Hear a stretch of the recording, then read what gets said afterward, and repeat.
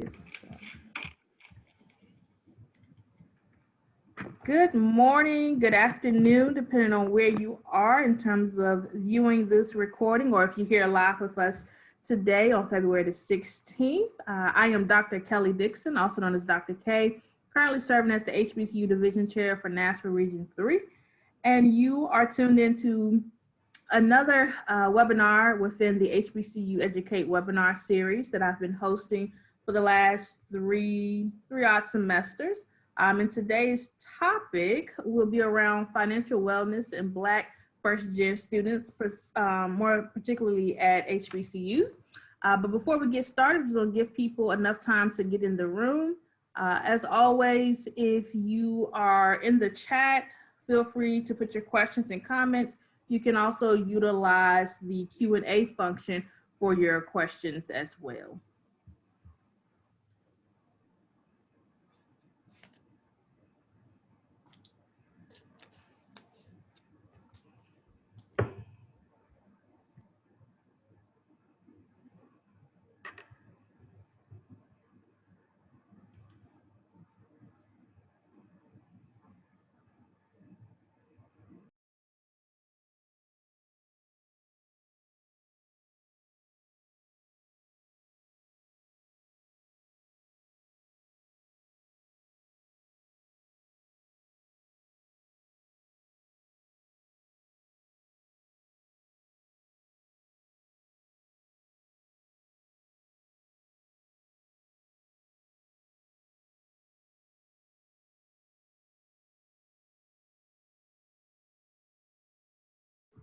All right, for those that are tuning in or just joining us, we're giving a few moments for others to come into the room.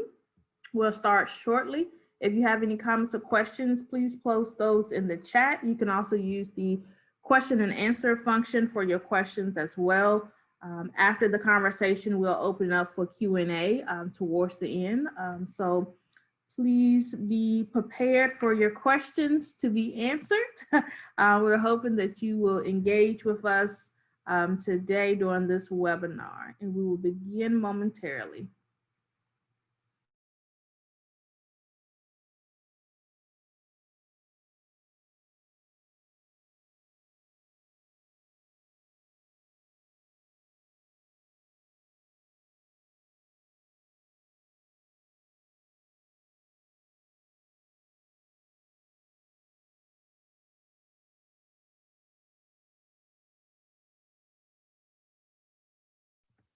All right, we're going to go ahead and get started because we're talking about money. So we're going to go ahead and get started. So once again, I am Dr. K, the HBCU Division Chair for NASPA Region 3 and the host of the HBCUs Educate webinar series. And today we're talking about financial wellness for Black first-gen students, especially those that are attending HBCUs. And so I have some colleagues here, and I'm going to allow them to introduce themselves. And then once you introduce yourself, just kind of give us an overview of your direct experience with Black first-gen students at HBCUs. I guess I'll go first. I am Janae Adams. I am the owner of EMAC Consulting. Most people know me by Debt Sucks University. So I travel the country, I travel the world speaking to high school and college students about financial literacy, financial wellness. And so my experience, especially with Black first gen at HBCUs, first of all, I was one of them. I went to South Carolina State University, and also just working with them through social media. A lot of them find me through Instagram and direct message me when they have money issues going on, and I, give them the resource they get to. And then, for the few HBCUs that I've been able to speak at as well, or campus-wide programs, helping them, be able to stay in school and reach graduation. Finances, we know, is the #1 reason people drop out. And so that has been my experience with HBCU students around financial wellness. And I am Kelly O'Neill. I am the Director of Student Success here at Texas A&M University. Although I didn't graduate from HBCU, I am from a family that's considered a legacy family at Grambling State University. I had my grandmother graduated from Grambling. My uncle and aunt, his son, my cousin, and my brother all graduated from Grambling. So I spent many, many summers down in Grambling, Ruston area. I work each day with Black first-gen students. And one of the questions that I always ask is, are your basic needs being met? Are you getting enough to eat? Are you getting enough to sleep? What does that financial aid look like? Are you applying for scholarships? And as we continue to build that relationship and they begin to trust me more, that's when we find out more about what's going on with their financial situation and what responsibilities they do have with their finances when it comes to taking care of themselves and their families. Yes, most definitely. So let's get into the conversation. So first, let's not assume that we all know what financial wellness is about. So can you kind of tell us, in your own words, what is financial wellness, and what are some of the components of financial wellness? Okay, I guess I'll go first. Financial wellness, financial literacy. I always say, it's not even with the wording. It's just about being able to have the ability to bring money into your life. Okay, especially with Black first-gen students, they have to be able to understand that I have this issue and this emergency going on right now. Where's my skill sets to be able to bring money in to handle this emergency so I don't drop out of college? Another thing with financial wellness for Black first gens is being able to focus while you're in college. Okay, and a lot of that has to do with money. If you're not worried about money, you can worry about this class and this exam, and you can go ahead and be involved with things on campus. I was with AK Psi, the business fraternity. You can be able to move your life forward when you're not worried about money. So that's where I get financial wellness. It's just life and being able to move through it without worrying about money. And when you have that money, how do you learn how to budget that money? At the beginning of the semester, you look at your account and you're smiling. You get after spring break and you're wondering how you're going to make it the rest of the semester. So how do you budget the funds that you do have so that you can do the things that you want to do throughout the semester? Right. So that you don't have to worry about, if an emergency does come up, how can I make sure I can handle this emergency with the funds that I have? And again, just like Janae said, how can I continue to make money? Is it better for me to work on campus or is it better for me to work off campus? What are those options that I have when it comes to finances and building the finances that I have? Mm-hmm. Yeah, and I remember, as we all probably remember, those refund checks. And you get them and you think you're rich and you're spending them. And for me, someone who didn't attend an HBCU, and when I started working at an HBCU, working in housing, and I had students, of course, majority of my students were all Black identified. And when the refund checks would come, it was always so interesting because they came right around a couple of weeks before homecoming. And if you know anything about HBCU homecoming, it is a big ordeal. I saw students waiting for their refunds checks, $2,000-$3,000 worth of checks, spending it on homecoming necessities, quote unquote.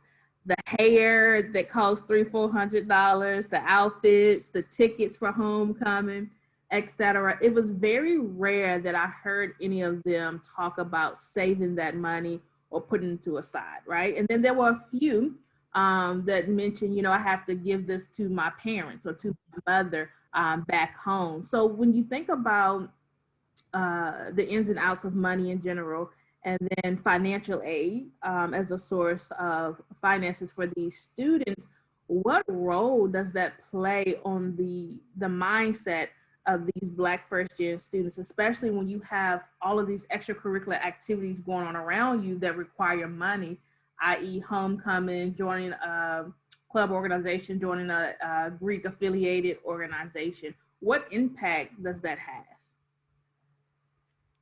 And, of course, you're talking about the refund checks and so forth. I think it's really about the mentality around it and understanding how to stand out from the crowd and be your own self, because that is what brings money to you. Whenever I, speak on campuses, of course, I have a story about refund checks and, spending, helping them understand that if you have student loans, that's not free money and you're going to have to pay it back. And I know we're going to talk about HBCUs and their role in helping with financial wellness later, but that's one of the main ones. Like, how do you make sure that this check doesn't come out right before homecoming?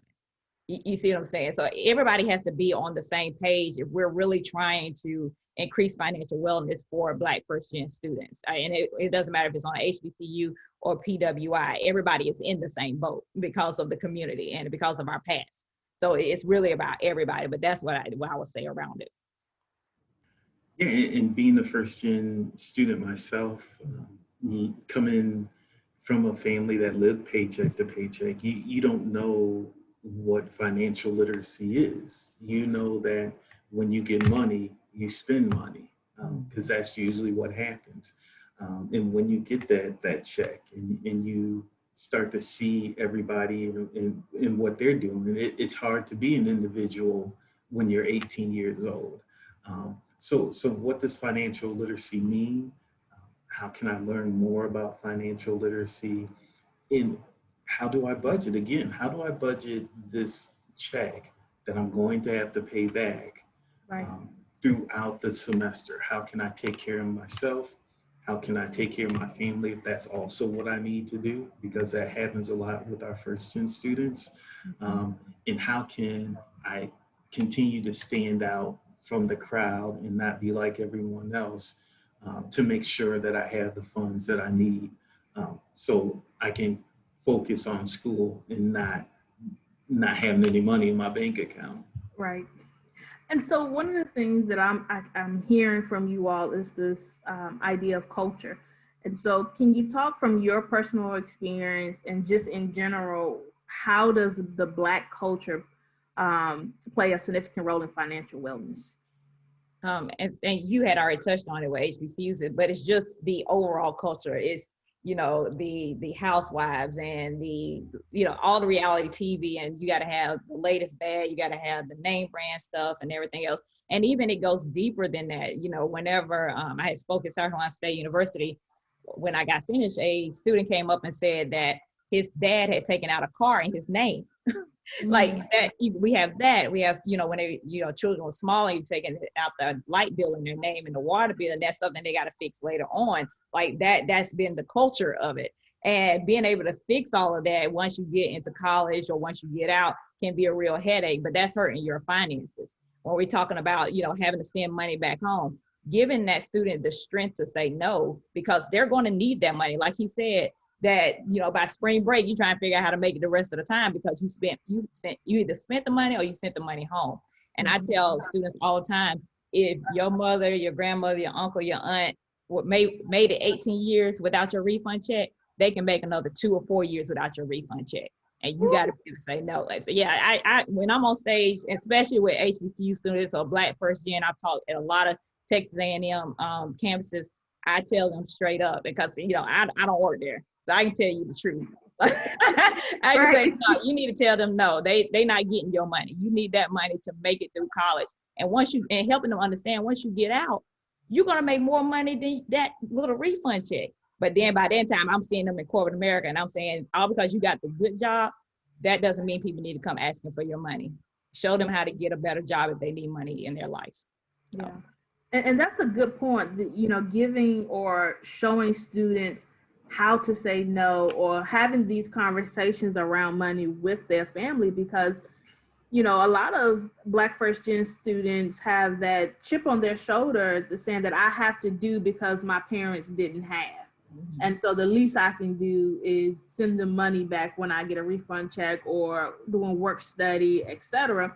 Not thinking about, okay, I send it back, but what about, as Kelly said earlier, my needs on campus now, right? Because everything is not free on campus, whether we want to believe it or not.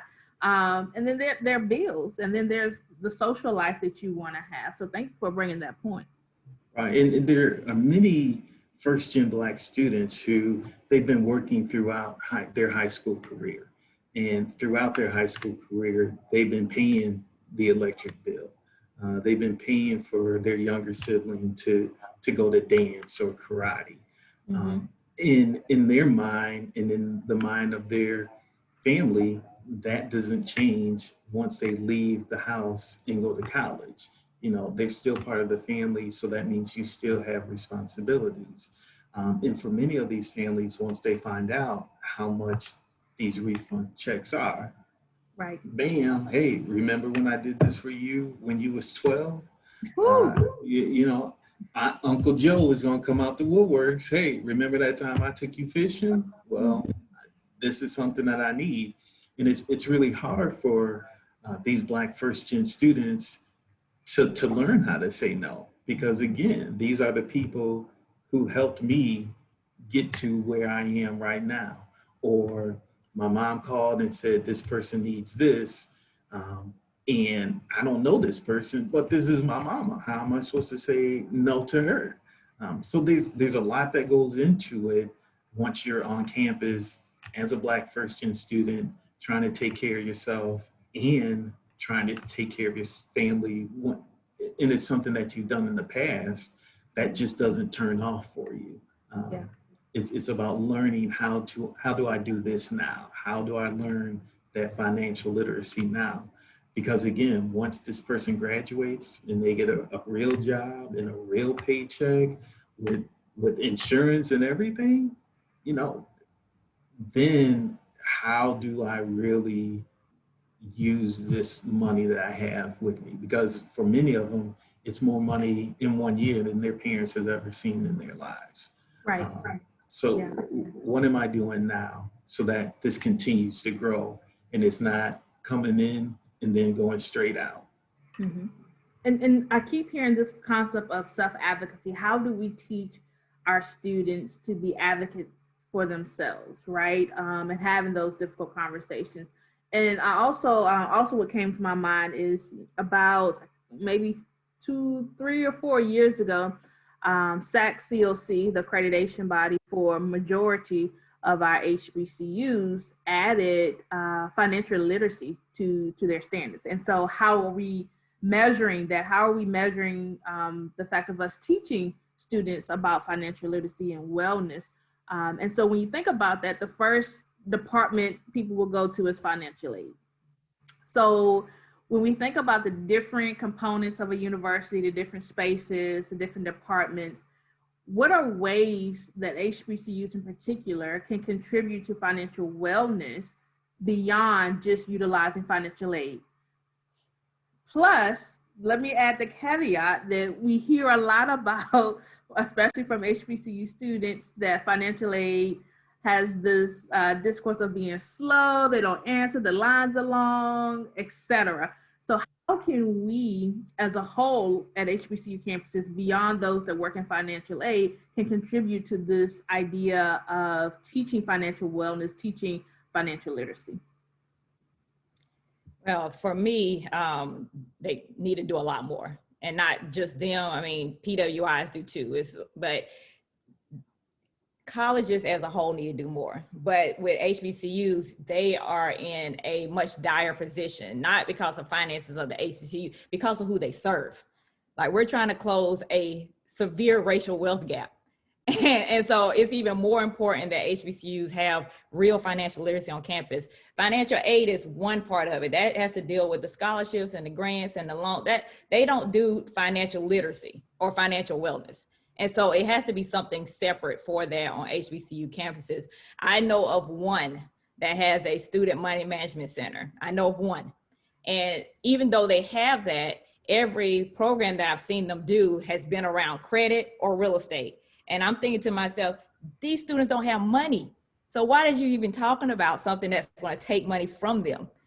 And, you know, even more importantly for people who do work on HBCU campuses and those especially that are in administration, understand that it's about retention and graduation rates. That's what financial literacy does. And more importantly, it gets them in a position financially after college to be able to give back to the institution because they will have money. So if you don't show them financial literacy, you don't show them financial wellness and how to get their money together, and so they can pay off the student loan debt fast. I paid off 50 grand of debt in 2 years. I didn't mention that. So if they pay it off fast, then when you say to them it's Giving Tuesday or, you know, Giving Monday each month, they gonna have the money to give to you. Because I tell you one thing, HBCU students are very loyal to their institution more than anybody else, but they don't have the money. Show them how to have the money and they're gonna give back, and you won't have to worry about money from anywhere else because it's gonna come from those graduates that came out of there. Now I need to know how you paid off 50,000 in 2 years. I need some of those tricks. You mentioned media earlier, and you know, especially for the Black community, you have to have this, and you need to buy this, and this is how you need to look when you walk outside your door. These students can also go to the media and social media to learn about financial literacy. They can find Janae online, and these institutions can do something to make sure that type of social media is getting out to them also. I was just looking at these common readers that these institutions have. I remember reading the 9 Steps to Financial Freedom, Susie Orman. After I read that, it blew my mind. But helping these students to find the right type of social media to learn more about financial literacy is kind of like low-hanging fruit. That doesn't cost the institution anything. So how can I get Janae in front of these students once they open up their cell phone or once they open up their laptop? Seems like one of the easiest ways to get that financial literacy piece out to these students at HBCUs.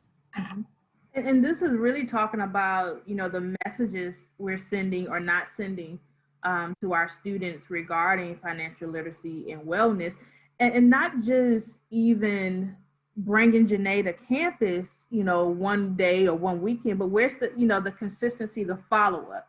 Because a lot of times what we do in general in higher ed, and more particularly at HBCUs, you know, we have a lack of fiscal resources to bring certain things to campus at times, right?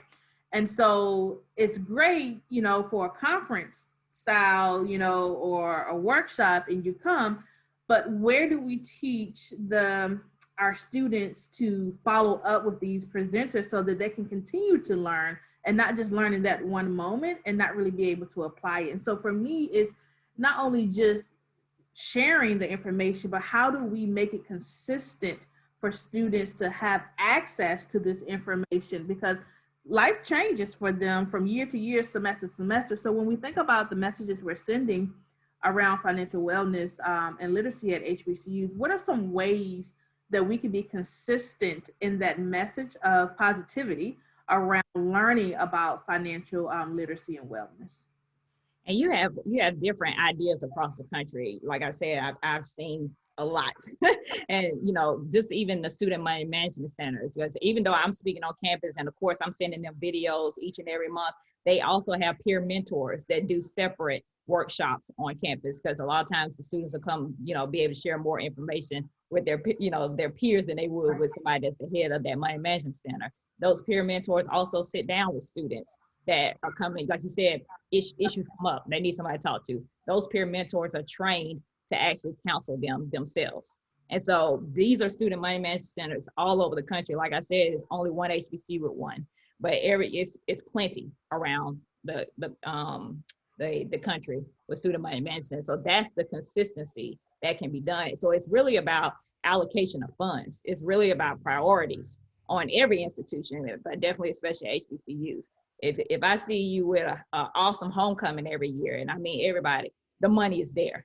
We just had the Higher Education Economic Relief Fund, $45 billion at least going to colleges. That should have been it was put in different places, but that could have started a center on a campus. And that's a lasting impact on a campus, because that's helping with the financial literacy, financial wellness, and helping people, the students, with their money so that they can continue on through their college graduation, because that's what that money was for. It was for retention and graduation. So why not start a student money management center so that can continue on for, decades at your institution?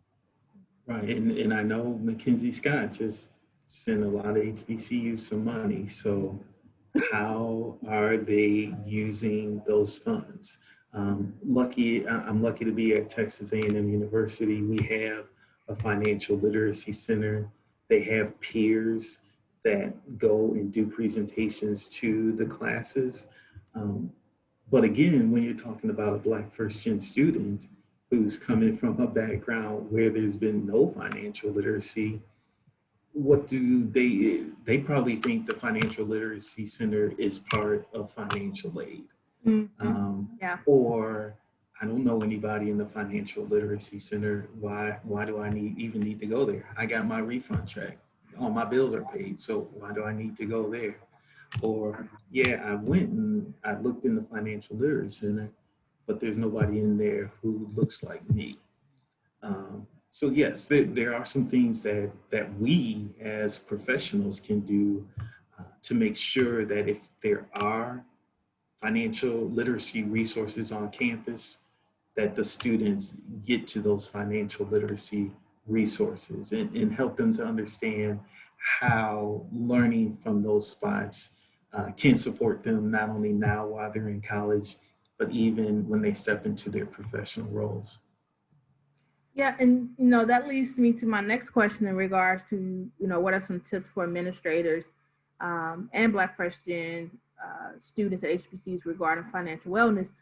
But in that, I also have to recognize that there's some of us that are administrators that don't even have an understanding of financial wellness and literacy, and what that looks like. Being able to teach this to a student or give resources to a student when we don't have it for ourselves. And so when you think about the nature of HBCUs, the nurturing mindset that we all have, and then the caveat that Black culture and being in Black spaces, Black communities, and how money is not discussed as much in those spaces, what are some tips or strategies that we as administrators can begin to implement that will help us, one, better engage with our first Black gen students in general, and better engage with them around this concept of financial literacy? I would say, for those that are administrators, definitely being able to share your own stories, okay? And not being ashamed to share your stories. A lot of people say, well, I don't want to tell people I'm in debt and everything. No, everybody's in debt. What are you scared about? But this student needs you right now, and you were in debt and you got out of a part of it. Tell them the steps that you used.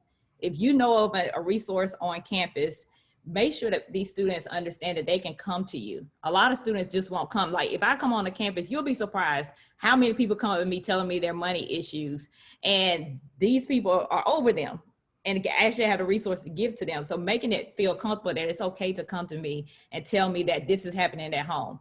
Because I'm probably going to know the resources and, the first stop. A lot of campuses have a first stop office that you can go to and get some financial help. So that's what I would tell people to be able to get, as administrators, to get students more comfortable being able to come to you, and just making sure that the learning is ongoing. It can be done. I've seen it on multiple campuses. It can be done on HBCU campuses as well, where you can even train the administrators to be able to handle those situations as well. Wow. And I really didn't learn financial literacy till, my late 20s, early 30s. My 17-year-old daughter knows just as much about financial literacy now as I do. And that's because she's been exposed to a lot more. I mean, she's asking me to buy her stock for her birthday.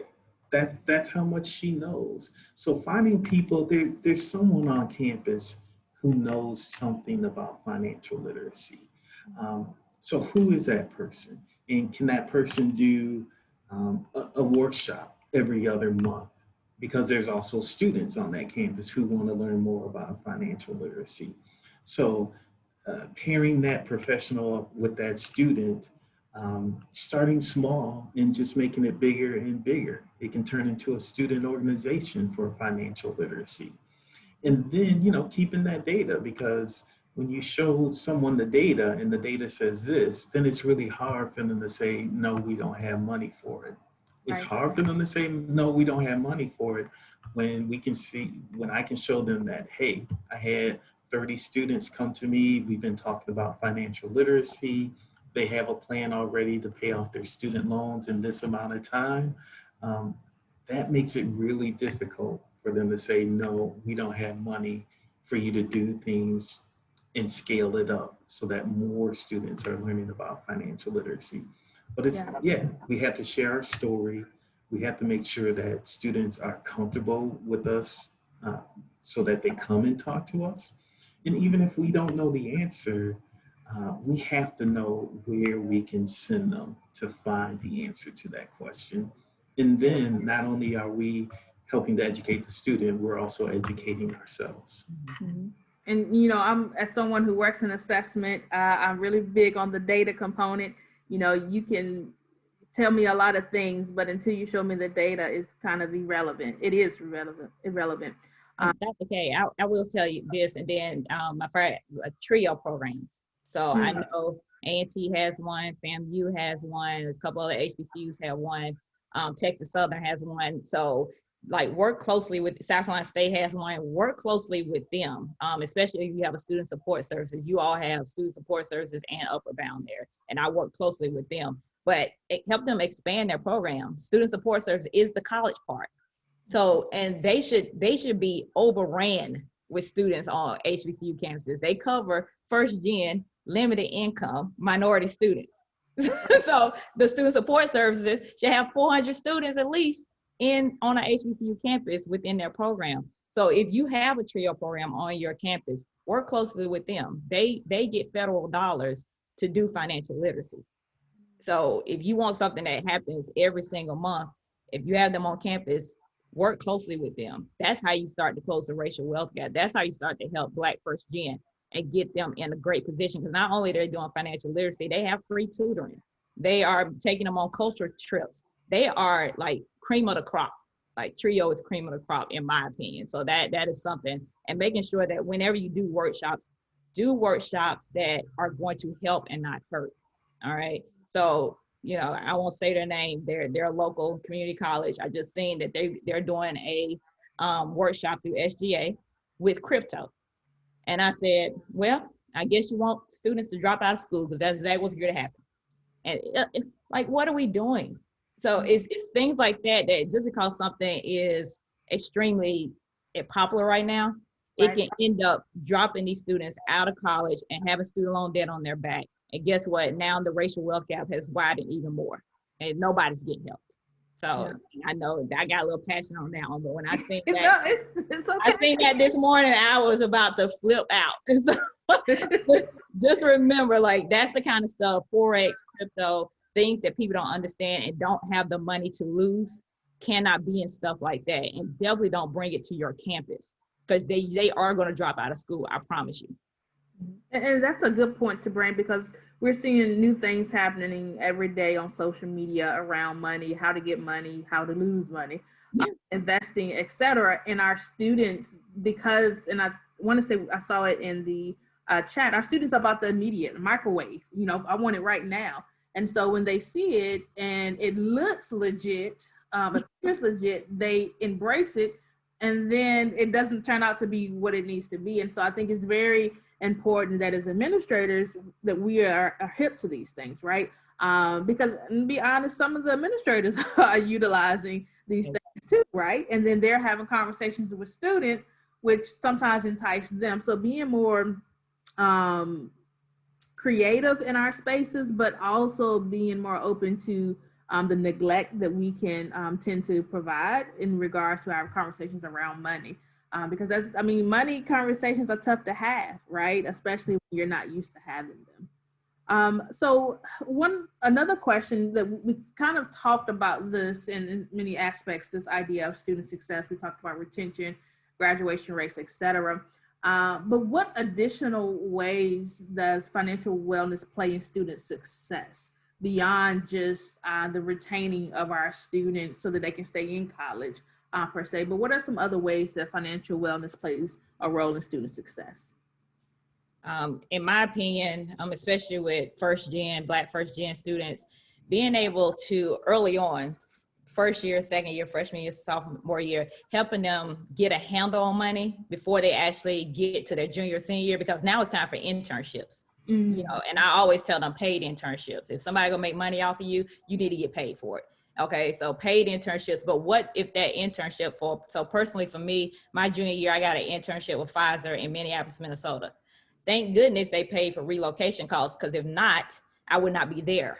But if you're showing a student how to handle their money at their first or second year, by the time that paid internship comes around, if they don't have the relocation money, like they're not getting relocation money, that's where financial wellness come in, because they done been saving their money for 2 years. They can go wherever this internship is. And now they've started a new path for not only them, but also their family. And so that's just one example. And then making sure that they're in a great position for when they step off that campus after graduation and they use the money that they never seen before in their lives, they're using it in the right way. So I always tell the students, you know, when I talk to them as seniors, when you get that new job with that insurance and the benefits, you need to, if it's $3,000 a month, that's what I made on that internship, live on $1,500. In 10 months, you don't pay $15,000 off of your student loans. And in 2 years, $30,000. It depends on how much you have. Now you're on the path to go wherever you want to financially. It's just about being able to teach that before they get off of campus. And that's how financial wellness, you know, sets them up for success while they're on the college campus and definitely when they get off. And Janae hit that right out the box. I think about how is this going to impact the family? We're trailblazers. As first-gen students, we're trailblazers. So when we can bring that information back to our parents, when we can bring that information back to younger siblings, you know, then they're going to start that financial literacy piece at a much sooner space than the parents, than we did. And that's when that financial wealth starts to build for the family. The sooner they get that understanding of how money works, the better it's going to be for the family. So really learning what that means while you're a Black first gen student on campus can have a massive impact on the family, and not just that immediate family. You know, we have Black first gen people who are taking care of cousins and all that. So, you know, bringing all that information back home can be a game changer. Yeah. And what I'm hearing and what I know to be true is that financial wellness literacy among Black first gen is really about the culture, and what that culture means to us, what family means to us, what community means to us. And Janae, you said something that was really important for people to hear is that, you know, when students understand financial wellness and literacy, not only are they bettering themselves during college, but once they finish, they're able to successfully give back to the university. As we know, HBCU alum, they give back in some type of way. If they have been set up from the beginning how to be well in their finances, they're able to give back more, which contributes to all the other things that HBCUs can do, because we know that systemically, we as HBCUs have not been given the equal amounts of resources compared to our counterparts at predominantly white institutions. And so a lot of what we do not only depends on the donors, et cetera, like any other institution, but our alumni, right? Giving back in some type of way, whether it's financially or human services back. So thank you for pointing that out. As we're coming to an end to begin our Q&A, if you have questions, please put those in the chat or Q&A function so that we can ask those to our panelists. But as we wait for those questions, are there any other topics of concern around financial wellness literacy for Black Christian students at HBCUs? You know, in my opinion, just making sure the priorities are there as far as the actual institution. It's just priorities. It's priorities and allocation of money. It just is like, I believe the future HBCUs depends on this, financial wellness and financial literacy, because each and every year, state governments and federal governments keeps taking the money away And so therefore, and it's not as many, you know, like you don't have the baby boomers, you don't have all these people being born. So the numbers are coming down. So you got the numbers coming down from the amount of money that's being given to you and the amount of numbers of people that's coming in. That's a recipe for disaster for not just HBCUs, for higher education in general. And just helping, you know, institutions understand that the Higher Education Reauthorization Act is going to happen. And they're talking about making it on, you know, higher education institutions, the amount of debt these students are taking on. Like it's becoming more and more important for every institution to have financial wellness, financial literacy programs there, and making sure that they're working. So that's what I have to say around that. And if we see that systematically these HBCUs haven't been funded, I think it's even more important to start small. How do we start with just me and 3 students in my office? And then how do we grow this? How do we scale this? The institutions I've been at institutions where we don't have money. So that means let me start with what I have. What can I do? Where's the low-hanging fruit? How can I, tell these students what they need to know and then make it grow? And I think that's one of the things many HBCUs need to look at doing, starting small and then scaling. Yes.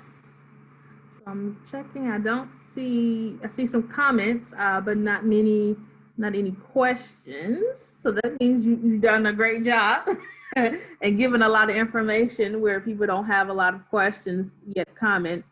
Comments of just, you know, how much this conversation is. Yeah, it is definitely a lot to think about, and how and in a sense, we're changing the culture, you know, of our institutions and how we talk about financial wellness and literacy with our students. And that begins with the development of our administrators and leadership. And Janae, as you said, prioritizing. What is the priority here, right? We can have all these great things, all these great outcomes and goals on our strategic plans, but where is that goal, that strategic outcome around financial literacy and wellness for our students? Because that is an area where when they know it, it will keep giving. That's kind of the gift that keeps on giving, right, as we've already talked about. So are there any apps, books, blogs, podcasts that you all would recommend around this topic? So for me, because I seen that question a little early, definitely my book, Debt Sucks University. But I am going to talk about a couple other books that I've learned a lot, because the way I look at things is closing the racial wealth gap. That is my ultimate goal, is that. And understanding what has happened in the past and being able to bring it here now. Because people always talk about Black Wall Street, but really what was that? And understanding how we can recreate it today. And it starts with HBCUs if we just do it. But I will tell you one book that I just finished is called A Voice That Could Stir Up an Army. So this is Fannie Lou Hamer. That is my hero. I love her. In addition to Mary Ellen Pleasant. But that's a book that definitely you should listen to, because she talks about economic poverty and how to get rid of it within the Black community. But it also talks about education as well. And it's another book that I absolutely love. I listen to books, but I'll let him go and then I'll come back. I'm gonna look for this book because it's really important as well. Right, and I mentioned it earlier, the 9 Steps to Financial Freedom was something that really helped me out in the beginning, because it was basically, how do I get out of the debt that I'm in right now? I put in the chat, Lonnie Matthews, a personal friend of mine. He is a financial speaker, was in debt. Wife is an engineer. He's teaching at a community college. They're making over 6 figures, but they're in debt. So let me take a step back and figure out what we're doing. Right. So he goes out now and he speaks to students. He speaks to colleges. He does a workshop during the summer. My daughter attended one of his workshops, and that's how she has learned a lot about financial literacy. Oh, and I also wanted to mention Florida A&M, Florida State's right across the street from each other. Texas Southern, U of H, right across the street from each other. Prairie View A&M, right down the street from Texas A&M. Is there a way for these PWIs that do have a financial literacy center to work with some of the HBCUs that may be closer to them? That's a good idea. And I put the other book in there, Black Fortunes by Shamari Willis. That's a really, really good book. Awesome. Yeah. All right. You all have provided some great information. Definitely going to jot down these books and resources to share with my colleagues. And if I don't see any other questions, I personally want to thank you for taking the time out to be on this webinar talking about this conversation, this topic around financial wellness and literacy. And so how, Janae, I know that you do this. This is what you do. If you can kind of give us your ways in which we can contact you. Yeah, so and I'll put it in the chat as well. So my website is debtsucksuniversity.com. And then, of course, Instagram is Janae Adams Speak. So my name is spelled like Janet Jackson. So Janae Adams Speak. You can follow me on there. I always do lives and I only talk about money on there. So people always saying, how did I pay out the 50 grand of debt? You can get a lot of financial tips from my Instagram and, of course, with the website as well. Awesome. Thank you. All right. Well, we thank you all for attending another webinar. Our last webinar will be next week, in which we're talking about career explorations for Black first-gen students at HBCU. So once again, thank you to our panelists and thank you to our guests. Thank you for having me. No problem.